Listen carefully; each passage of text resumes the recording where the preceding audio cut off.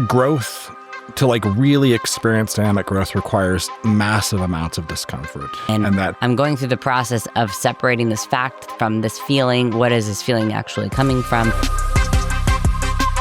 Welcome to the Growth Drivers Podcast, the show where we break down the leadership frameworks, mindset shifts, and strategies that fuel entrepreneurial success, personal transformation, and business breakthroughs. I'm Rachael Novak. And I'm Mike Novak. Let's dive in and start driving your growth.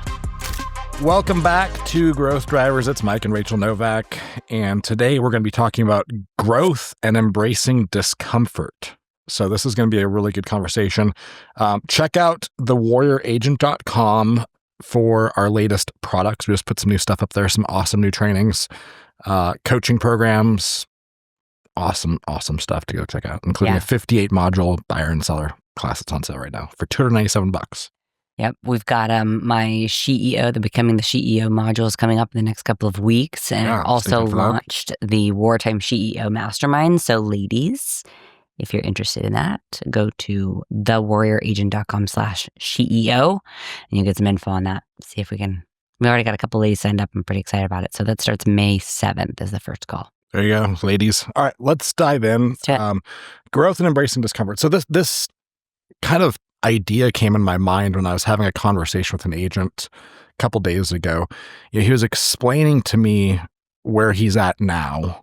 And he was kind of selling me on why he wanted to stay put there. And he used the word comfort. He's like, it's comfortable. And so that word just like hit me so hard. I was like, man, okay, I'm going to come back to that. And I let him talk for like 5 or 10 more minutes. And then I came back and I said, hey, you brought up the fact that you said a word that like really hit me. And you said that it's comfortable there. And so I just want to like talk through that word of comfort with you. And what is the cost of that comfort? Right. Mm-hmm. And we ended up having a really good conversation with it where I challenged his thinking a lot on like the benefits and the downsides of comfort and also discomfort as well. So we're going to talk about that. And they also kind of go hand in hand too. Mm-hmm. So as far as comfort goes, like I think we should start with talking about positives and negatives. And then towards the end of this, we'll give people a formula that I use on how to actually like take action on shit that makes you really uncomfortable. Like, so you're kind of saying like comfort in this instance, he was almost using, and probably subconsciously, like he probably didn't know that he was saying, "Oh, I'm really comfortable," and that's as like he thought he was kind of putting it as like a positive thing, like, "I don't know, I'm good. Like this is a good thing." Yeah, and you're making the case then that we need to be very careful about using comfort or being comfortable because it's actually a negative thing in some instances. Yeah, I was like, I mean, that's something that he thought was positive, and that's why I was like, hey, let's talk about the cost of that comfort, you know? And so that's what, and I think there's a conversation that a lot of people would benefit from just because so many people, they want comfort. Well, yeah, everybody wants to feel comfortable. And so I just want to talk through that today because if you can get past that limiting mindset and if you can start embracing discomfort, the growth part of it becomes very dynamic. That's where the hand-in-hand part comes in, right? Yeah, exactly. So like some of the positives in my mind of comfort and the reason that people like it is it's super predictable, right? Like they know what to expect. Mm-hmm. And people like to know what to expect. They don't like to have surprises. They don't like change. A lot of the time, like people hate change. Mm-hmm. And so they like that predictability. Would you agree with that? 100%. Yeah. I mean, I think people like to know what to expect and it puts people on edge, the prospect of not knowing exactly what to expect out of a day or a week. So yeah, or an outcome. Yes, right? Exactly. Like, any situation. Hey, I'm going to make a big decision and this big decision makes me unclear of what the outcome could be. And so that makes me uncomfortable. Yeah, because that's unpredictable. Yep. Right. For sure. And the second positive, kind of what you already said, it's a knowing, right? Yeah. Like I know what to expect. Yeah. And when I know what to expect, that feels good. Yep. Right? That feels safe, which was the next one I had down. Mm-hmm. Right? Like, let's talk about safety just a little bit because people love feeling safe and secure. Yes. And a lot of people don't even recognize that, right? Like they value that without actually realizing that's what they value. Well, I mean, even you and I had to have a really tough assessment because, recently in real time, we sold our compound this week and it was several months of gearing up for it, getting it prepared, of course, all that stuff. But prior to actually taking action on that, it was our safety net, right? That house, that compound was a place that made us feel safe. And that's a positive in a lot of ways. Like we had a lot of tumultuousness since 2008 and all the shit that we went through then. We saved for years, a decade, to be able to build that home and that property. And so when we finally got it, it was safe. It was ours. We owned it. And we had to challenge our own thinking about, are we okay removing this little safety net and taking a risk of going somewhere new? And that prospect at first, I mean, we would talk 2 years ago, and there's no way we'd ever sell it. Like that was right. It was just not even a conversation. Not even a conversation. Literally not a conversation. I mean, we wouldn't leverage it. We didn't HELOC it. Nothing. And so for us, it was, I mean, we've done this. We understand how feeling safe is so secure and it feels so good. And it is a positive in a lot of ways. But it also was keeping us limited to that being our sky, our threshold, our barometer of success. It kept us from being able to move on to the next opportunity, right? Exactly. And that's what comfort really does. Like it keeps you stuck and static. And so you can't actually move on to the next big thing. Right. And, we talk a lot about ascension and expansion. And part of ascension and expansion is leaving behind your current circumstances, which could include very tangible things like your dream house, right? Mm-hmm. And putting your, faith in something bigger than you and saying, hey, I'm feeling called to do this and it makes me really comfortable to do it, but I'm going to do it anyways. Yeah, but I mean, in practical application, for this agent that you were talking with, it was, he's been at the brokerage for a long time, so he knows it. It's predictable. It's safe. He's had positive outcomes, and it's working. But what it's limiting him to in his mind, and I mean, economically speaking too, was the potential of more. Right. It was so safe that he wasn't exploring what more looked or felt like. Right. Comfort, it really puts you into this box where there's like these walls in the ceiling and you can't get outside of it. Right. Right. And people don't realize that. It's kind of a trap, actually. Yeah. It's just disguised as comfort. Yeah. And so it takes really reflecting to see it for what it really is. You know what I mean? What's possible as well. But the last positive on comfort is it avoids fear. Mm-hmm. And fear is like a really big deal. I mean, fear is the it's maybe the most powerful emotion for people, and it causes them to not do anything oftentimes, right? Like people will not do anything and won't take action when they feel fear. I mean, we see it in business all the time, right? Like as real estate agents, like when the markets change or the stock market crashes for one day, everyone freaks out and puts their plans on hold, right? Mm-hmm. So that fear is an emotion, right? Mm-hmm. And so that emotion then takes over the logic of the person. Yeah, 100%. Especially in comfort. Well, and so on the flip side, some of those are very positive, of course, but some of them are negative. So what are the negatives here? Yeah, obviously, the big negative is the extreme cost that comes with staying where you're at. What do you mean by that? I want you to explain that a little bit. Well, again, if I'm in this container of comfort, right, I can't experience anything outside of that, mm-hmm. right? Because the second I get outside of it, I get scared or I feel fear, and now I stop, mm-hmm. right? And I go back to where I'm at, where I'm comfortable. People, they will, when they try to shake off comfort and they try to break free of it, they will often dabble and they will try something that makes them uncomfortable. They'll kind of dip a toe in and they'll quickly run back to that safety that they felt before, right? They're like, oh, no, I don't want that. That's scary. That makes me just scared shitless. I'm not going to do that, right? Because fear gets massively triggered for whatever reason, and that keeps them from then moving forward, right? Yeah, it's kind of like, if I were to use a metaphor, it's kind of similar to somebody being like, I'm going to go do a cold plunge. And I know it's going to be cold. But I'm going to stay in that thing. I'm going to try it out, right? This is one way of doing it. I'm going to try out this cold plunge, and I know it's going to be cold. They hop in. It's 41 degrees. They're like, oh, I'm out of here. I don't want to stay in. This is freezing. Their immediate reaction is fear and flight, right? So they are out. Whereas And that's kind of comfort. Like, okay, well, I want to get back to comfort as soon as possible. I was expecting this mentally, but how it feels is very different. It's the same kind of thing when it comes into business or into these bigger decisions. Like, if you don't say, I am going to commit to sitting in that cold plunge tub for 60 seconds. If you do not say, I am committed to trying this thing out for 6 months or a year, like giving it an actual shot to see if you can kind of grit or struggle through that initial period. The same thing, you're going to have a different outcome for somebody going in and saying, mentally, I'm in this for 60 seconds no matter what it feels like. You're going to go into it completely different as opposed to dabbling. And the same is true in business. The same is true in big decisions and that kind of thing. If you're just dabbling, you'll bounce right back into comfort in your safety net. Whereas if you say, I'm committed to this outcome, or I'm committed to this goal, or I'm committed to seeing what's going to happen after X amount of time, you're going to have some different results. It's got to be looked at from a perspective of a one-way street. Yeah. Right. I'm all in on there this. Isn't going I'm not even going to start doing it. Yeah. So, but staying static, it's obviously super expensive because it limits what you can experience, right? Like it limits what you can experience from a joy perspective, like with your family, with your balance, with your travel.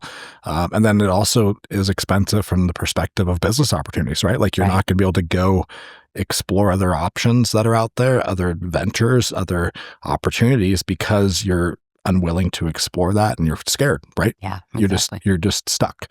And like, we go to Europe a fair amount, like yearly for our travel, right? That's been part of our vision for a long time. We do it. And a lot of people look at those trips to Europe and be like, oh, I would never do that. I'm scared to go outside the United States, or, I could never afford to do that. And they don't like even look at flights to see that it's just as cheap to go to Paris sometimes as it is to go to Florida.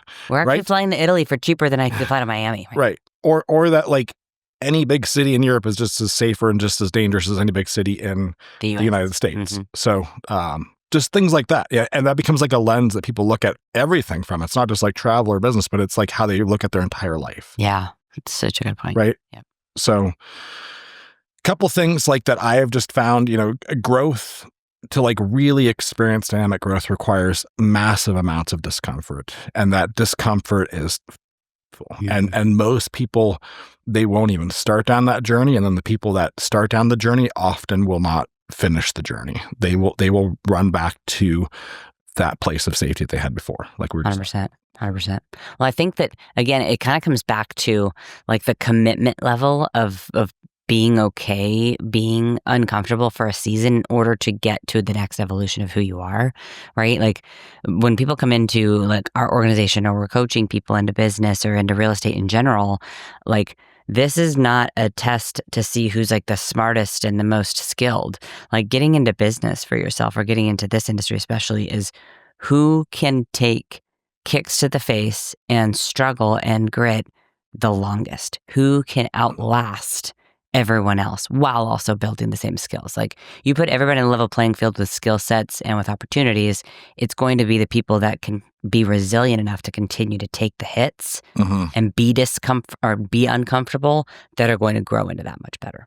Right. And oftentimes the only variable to getting to the other side is just keep going. Exactly. Right? Just time. Exactly. But it's the removing the safety net, the comfort from that, what removing that as an option, right? Like that's what you literally have to do. So like the story I know Alex Ramosi tells a lot is, when he was the fraternity president or whatever it's called in his fraternity, like the head of, his job was to collect fraternity dues and to bring guys in and do the rush thing and all that. And so before they started, I think it's called the rush when they come in. He would tell them like, hey, this is going to be really difficult. This is going to be really hard. It's not going to be very fun. And everybody at the beginning, just like in real estate or just like any business, I know it's going to be hard. I can handle hard. Like, no problem. Well, they got in and 2-3 weeks in, some of these guys are like, this, like what on earth? Like this is they're down in the dumps and they're like, meh, meh, meh. And he gathers them all in the living room or whatever, and he's like, so how we doing? Like how things going? Everybody's like complaining and moaning, like this is tough, this and this. He's like, yeah, this is what hard feels like. Like this is what I told you it would feel like. So it's making the connection mentally between what you think something is going to feel like, and then when you actually feel it, reconciling those two. because what people think that they can handle versus what you feel and then want to be able to handle in the moment are very different.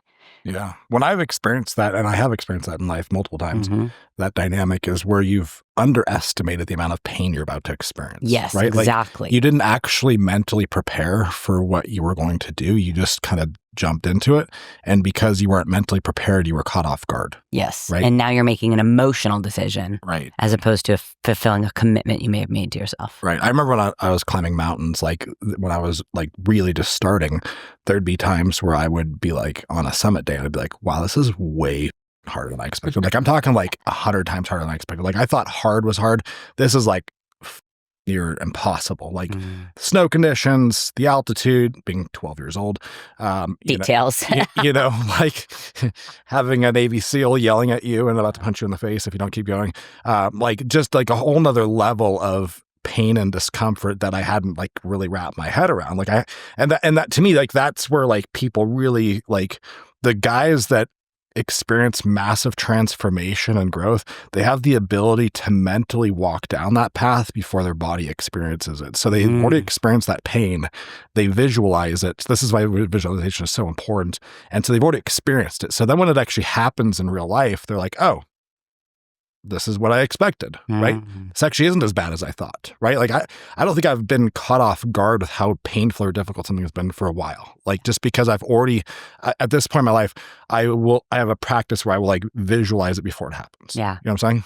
Yeah, mine is like, when it comes to putting a scale together or figuring out exactly what I can or cannot handle, if I'm committed to an outcome, right? And I love the adage like stay persistent in your outcome, or say committed to the outcome but flexible on the way there, or something like that, right? Like the path to the outcome can change, but the outcome itself really is the goal. So whenever I have a goal that I'm working toward, and I think that I understand what it's going to take. I think I know the kind of pain and suffering and bullshit that I'm going to have to go through to get there. When I experience something that's pushing that limit of what I feel like is the top of what I can handle, I recalibrate and I stop and I say, okay, that was really tough. Like this was a tough day. I stayed the course. But man, that was tough. And instead of going, oh, I don't want to do that. I don't think I can handle more of this, that, I go, all right, that's my new baseline. That's my new one. That's 0. Yeah. Exactly. So if I can handle a 10, realistically, without dying, I can handle a 10. Then every time I experience pain, every time I experience suffering, every time I experience hardship, trouble, difficulty, and it's like a new level of like the feeling of depth of pain or whatever that I'm experiencing or have before, I'm going to recalibrate that all the way back down to 1 and say, okay, now that I've got that recalibrated, now I can handle 10x that again. Yeah, and capacity. Yeah, like that's exactly right. Like that's how you build your capacity in business, in bodybuilding, in all these different arenas, is to be able to in real time reflect and say, okay, if I can recalibrate this, then I can handle more now. This is why women are so much tougher than men usually, because they've gone through childbirth a lot of the time, and that is now their one. Well, that's where I learned this. Yeah. This is exactly where I learned this, was having 3 of your babies at home. Have not ever experienced that, so we can't wrap our head around it, Yeah, no. Sure as hell can't visualize it. Well, that's literally exactly where I learned it, was, every time I would go into labor and like have a contraction, I was like, okay, it's going to split my body in half. Like, this is very painful. This Novak's had big head. I would recalibrate it and be like, okay, I can handle up to 10 again, right?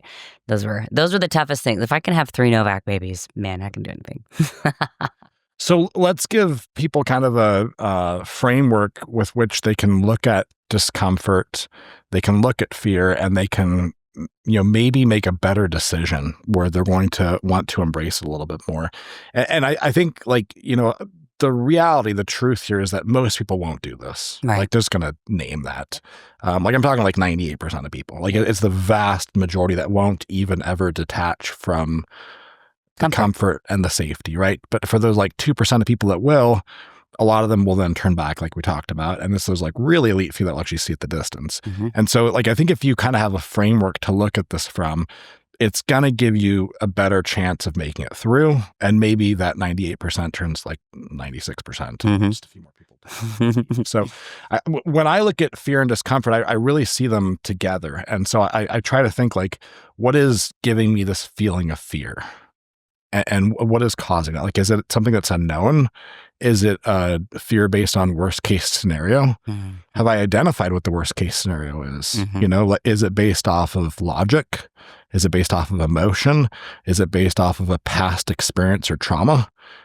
And articulating that and reflecting on it is very, very important. Yeah. Right. Yep. And the problem I think a lot of people have is when they are faced with a crossroads to make a decision, whether big or small, is they don't take enough time to think about it. They're just like, no, I'm not going to do that. That's just their their reflex. Reflexive, yeah. Right? They're like, well, I don't want that. No, I'm not going to do that. But if you actually just like slow down that thought process and stay open-minded to it and ask yourself that question, I think it can reveal a lot about where you're actually at and help you be more in integrity and truth with yourself. Like it'll open up truth. 100%. So step one is really if fear flares up, right? Which it does. That's exactly what happens when you step outside of a comfort zone, when you are moving into something that is the opposite of what comfort would mean to you, is it invokes fear. So your trigger is that like fear being invoked and you saying and slowing down, where is this actually coming from? Right. Is this a past trauma? Is this rooted in reality, or is this a story that I've just made up in my head and now I'm making a decision based on a worry that is fictitious, that hasn't happened at all? And I think you said something too, that being able to slow down and identify absolute worst case scenario, because that's how my brain goes. So I'm going to identify absolute worst case scenario. Can I live with that? If so, then anything else I can handle. Literally anything else. So if the worst case scenario is that I'm right back in the same spot that I am right now, okay, that's a worst case scenario. Let's go. Yeah. And I think that this is an important thing to really slow down and go deeper on, because a lot of people, they won't define worst case. And so there is no worst case. It's just an undefined. And that's scarier. Yeah. Uncertainty. Outcome, right. Yeah. Like I don't know what's going to happen. I haven't defined it. And so that makes me even more scared. Yeah. Right. If you can define worst case scenario, we now have something that's tangible. Right. Like, okay, well, that's on that far end of the spectrum, right? That's as bad as it's going to get. But if you haven't defined that, then you have no compass, right? Yeah, like, so that's key. Yeah, so that becomes very pivotal and foundational, is establishing that worst case scenario and then really figuring out what is the trigger to this fear. Yeah. Next step is kind of what you already alluded to, is like, is this based off of feeling or fact, right? And this is why we stack at Warrior, right? The stacking of fear and of emotion, whether happy, sad, guilt, shame, appreciation, gratitude, whatever. Identifying the trigger and then separating the facts from the feelings becomes extremely important to distilling truth, right? Because the way that people are wired, I'm kind of getting psychological here, but they tend to create their own truth, right? And it comes in the way of telling themselves really crazy stories, right? But when you sit down and you actually like separate fact from feeling, what do you find? Something totally different. Exactly. Yeah, right? Yeah. Like we are all crazy. And if you don't think you're crazy, you're the craziest mother out there. Okay. I'm just going to tell you that right now. But I mean, how many times have you stacked where when you go through that process of separating fact from feeling, you're like, what the hell am I thinking? Yeah. You know what I mean? Like, I'm completely off base right now. Yeah. I mean, I've stacked multiple times, especially in the beginning when it's like a reactive stack, right? Like an emotion comes up that I'm going to stack. And then I'm going through the process of separating this fact from this feeling. What is this feeling actually coming from? What are the facts of this situation? And I go, oh shit, like I literally just made this all up in my head. And none of this is actually based in reality. This is based off of this trauma, this one thing that happened a long time ago that I'm somehow is re-earthed, and I'm telling myself the story that's going to be a similar outcome when it's not even close. So it's being able to separate those two and say, what are the actual facts of this? Because even discomfort, even the feeling of being uncomfortable is just that, a feeling, right? The facts are, I got good sleep still. The facts are, I still can walk around and move my body and eat, and I'm healthy and I have everything that I need. So like if you really break down facts from feelings, most people can handle 10 or 100 times what they think they can. Right. But you have to get to truth, right? And that's what that process is all about, is separating the truth from the story. Right. Right. And that's why we got to identify what the facts are. Once we know the facts, then, we got to get really clear on, are we just trying to avoid this fear? Are we just trying to avoid being uncomfortable? Like, why do we not want to do something here? Like, why do we feel stuck? Because it's a pain in the ass. Because a lot of times doing something different than what you're wanting to do or what you've been doing is a pain in the ass. It's new. It's a struggle. There's resistance, right? So it's like, yeah, some people are like, I don't want to, because they just don't want to deal with it. Right? They're just, they're comfortable because it's just a pain in the ass to do something different. It's called lazy. It's called lazy. Do you think it's lazy or fear, though? Like, which one do you think is? I think it's laziness rooted in fear. Okay. Yes. I could see that. I think fear is the overarching thing that holds people back. I think laziness is definitely a factor. Yeah. But I think fear, if people are really honest with themselves, is the major issue. So then I ask two questions. The first one, what is the cost of not taking action in this circumstance? Like, I got this emotion of fear, this feeling of fear, and obviously there's a decision that has to be made. What's the cost of not doing anything? And sometimes not doing anything is the right thing to do, right? Like Jocko has talked about this a lot, about letting things just kind of materialize and develop, right? Like a lot of leadership sometimes is in this bucket where you have all this information, there's a situation that's developing, and you need to let it continue to develop because it's not really anything yet. Yes, exactly. Right? Yeah, it's instead of infusing emotion because of speculation into situations, sometimes you just have to, especially as a leader, you just have to let this play out. Not every single action requires a reaction from you. Yeah, and Jocko calls that tactical patience. Yeah. Do I have the tactical patience to let the situation develop so that then I'm actually ready to do something? Yeah, right? love that.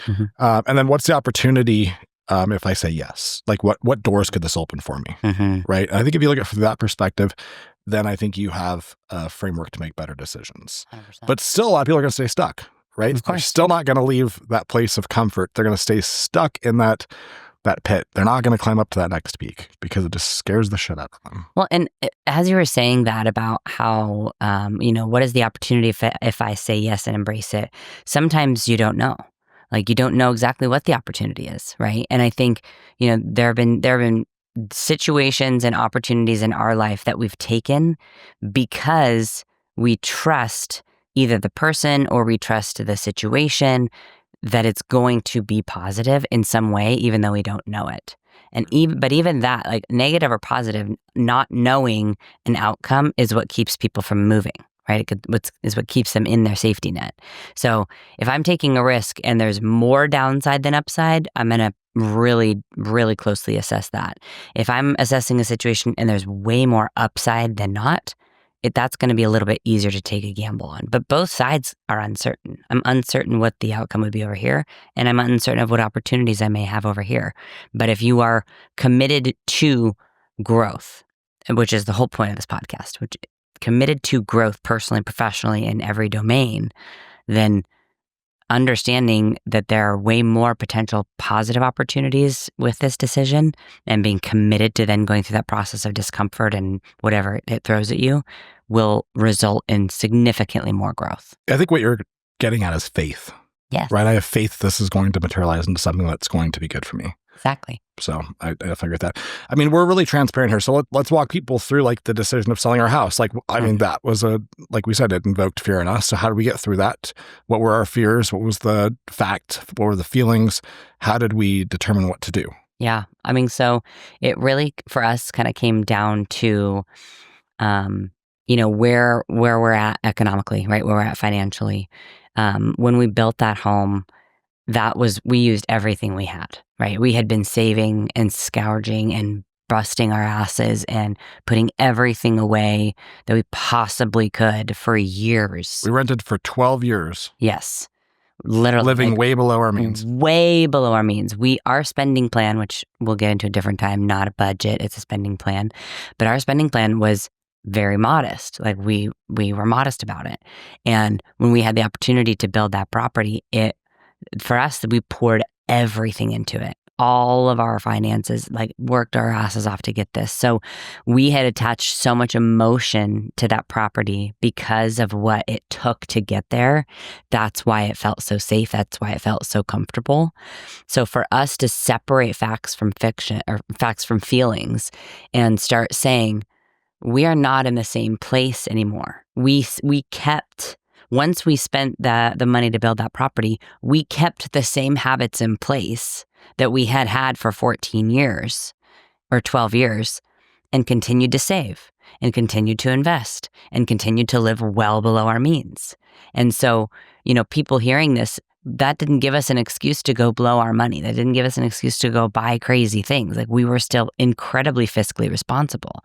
So 5 years later, once we've spent the money to buy this house and then 5 years of savings and working and investing and all this, we are in a much different financial situation 5 years later than we were 5 years ago. And so we have resources and a safety net financially to be able to weather storms. I was doing the math, and our net worth is 7 times what it was when we built that house. That's significant. That's huge. It's significant. You know what I mean? Right. But it wasn't without incredible strategy and sacrificing through that entire time, right? It totally was. Yeah. So that's what really we were able to separate the fact from fiction. So the facts are, we're not in the same space anymore. We're not in the same place financially. We shouldn't have a fear of this anymore because the fear was rooted in trauma that happened in 2008.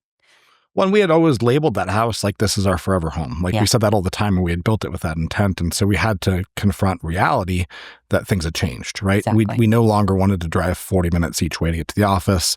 Our kids were evolving into different ages where they need to be more central. Mm-hmm. We fly a lot. We need to be closer to the airport, mm-hmm. closer to the office, things like that. So life had evolved and changed, and we had to confront that. That's and we had to say, yes, like it was you that I think like last October, you're like, this is a really big problem. We're spending 10 hours a week in the car. And I didn't want to hear it. I was like, nope, not selling the house. You know what I mean? And it took me like 2 months, and then, seeing Garrett selling his place to be like, okay, let it go. Well, and what happened when we finally had the conversation and said, okay, we're open to this, right? We've separated fact from feeling. Our feelings are not tied up in this property. Our feelings are obviously our family, our security, our safety.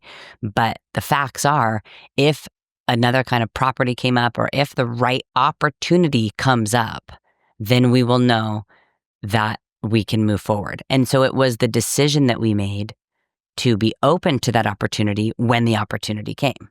I don't think it would have come. We wouldn't have been open to it. No. Right? Opportunities, you can't see them until you're open to receive. Exactly. So, going through the framework, what is the fear of me? Is this really a fear I have of not wanting to be uncomfortable, right? And the answer is probably yes in that case, right? And what would be the uncomfortableness that you would say that comes from that?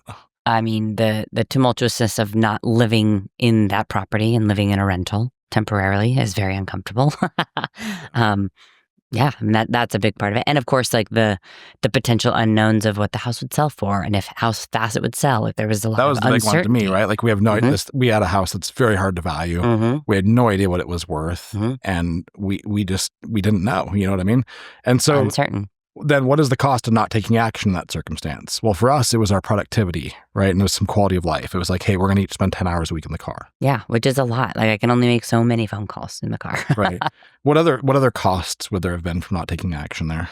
We would have obviously not been able to see the next possibility. Right, exactly. We would have for sure missed out on the opportunity that we have now, which is an incredible opportunity for views. And I think that there would have been some missed opportunities for the kids, for lifestyle, for summer, for being in closer vicinity to friends. It changes everybody's lives a little bit when you have a little bit more proximity and efficiency in your life. And that's what we were looking for. It's a season for us of efficiency, right? Over the last 5 years prior, we wanted to be out far. We had the ATVs and the side-by-side and the dirt bike and did all the fun things out in the county. And our kids' tastes have evolved as well. And now they want to be at the skate park and they want to be meeting up with friends on their bikes and they want to be doing these things that none of that would facilitate that kind of lifestyle living as far out as we were. Right. Okay. And then the last one was the opportunity if I say yes and embrace it. We sold our house for $300,000 more than we thought we were going to do. Yeah. the blessing and opportunity to capitalize on on what the home is worth and what somebody was willing to pay for it. And that has now set us up to be able to invest and yet again, do this again at a whole other level, right? Build again at a whole other level. Even more of a bigger dream than we would have ever, expected 5 years ago. Right. We can be 6 minutes to the airport. We can enjoy an amazing panoramic view. We can build a legacy property that could stand our family for 100 years. That would be impossible to duplicate. We can be 10 minutes from the office. We can be 10 minutes from a gym.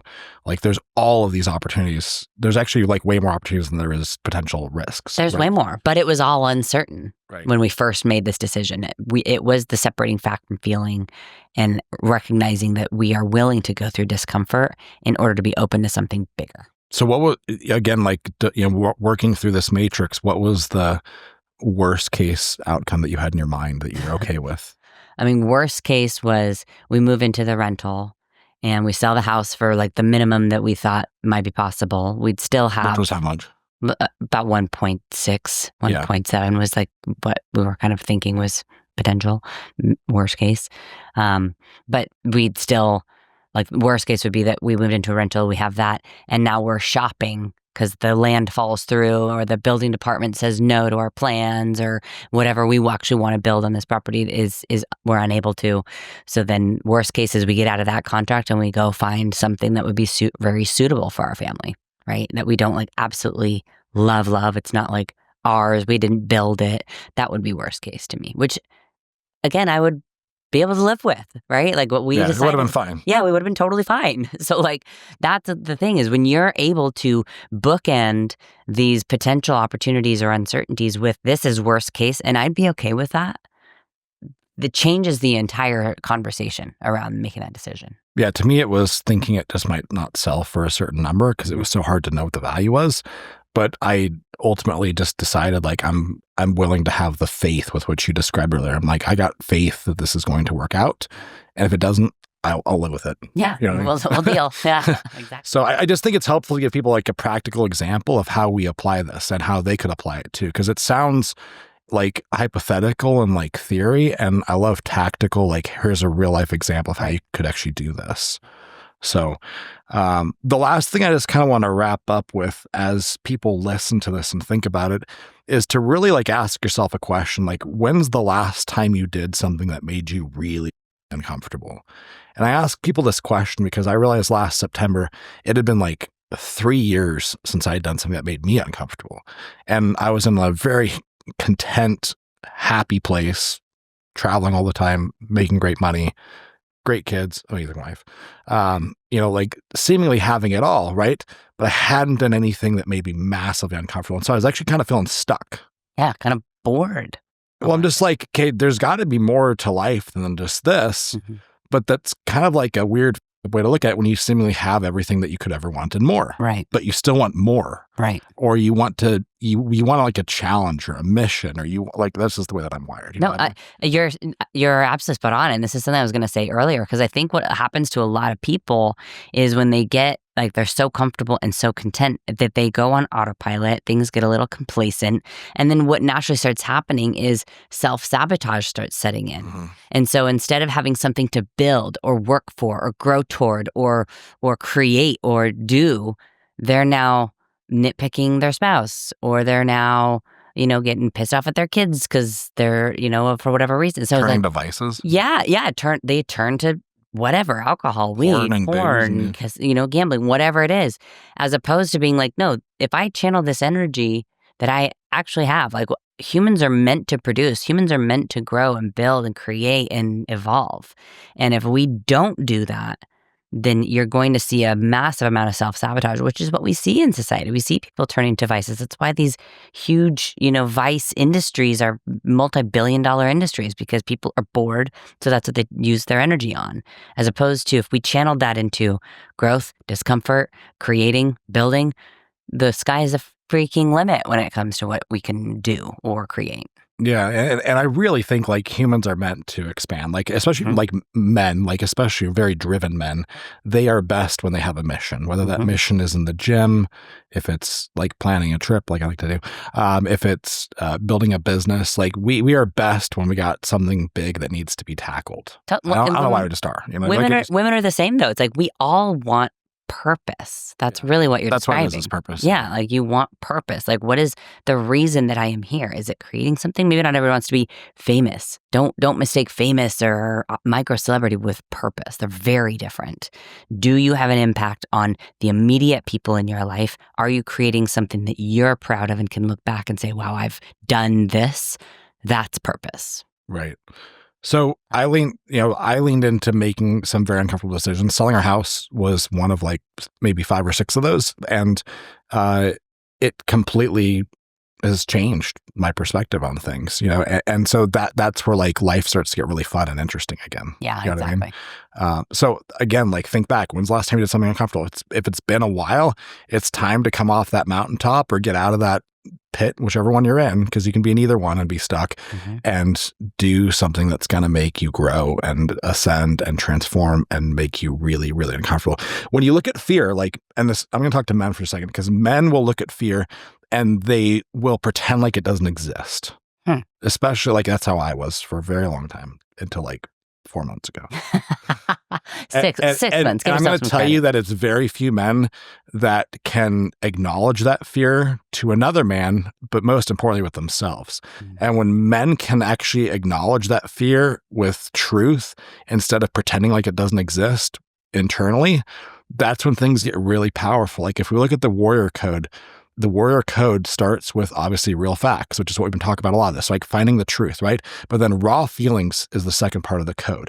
And raw feelings is harnessing the power of fear, like or other feelings. But in this instance, fear, like how can I take this power and this like almost negative emotion and then actually harness this and use it to propel me into something massive? And for me, what fear does is it gets me massively awake. It's like God saying like, wake up and I need your full attention, right? Like it's battle time. I need you to get suited up. I need you to put on your cape and I need you to go do your best work. And fear is that it's that powerful, right? But you have to look at it from that perspective and you have to be honest with yourself about it. If you just say like, hey, it doesn't happen, it doesn't exist, I'm not going to feel it, I'm just going to pretend like it's not there, then you're not going to actually get to where you want to go. You're going to be rooted in just ignoring it and you're going to be rooted in lying to yourself. Yeah, 100%. I mean, it's just a powerful shift when you can realize it. It took me a very long time to figure this out. And I think a lot of men have that same feeling. They just don't want to acknowledge it to themselves or to other people, you know? Yeah. So consider this your wake-up call. If you're still listening to this, wake up. It's time to do something that is outside of your norm. It's time to find a mission. It's time to go chase your purpose. It's time to wake up. It's time to get uncomfortable. Let's go. Let's go. We'll see you next week, guys. That's a wrap on today's episode of Growth Drivers. If you found value in this conversation, don't forget to subscribe, leave a review, and share this with a fellow entrepreneur. For more insights, tools, and resources, visit us at thewarrioragent.com. Keep pushing forward, keep leading with purpose, and we'll see you next time.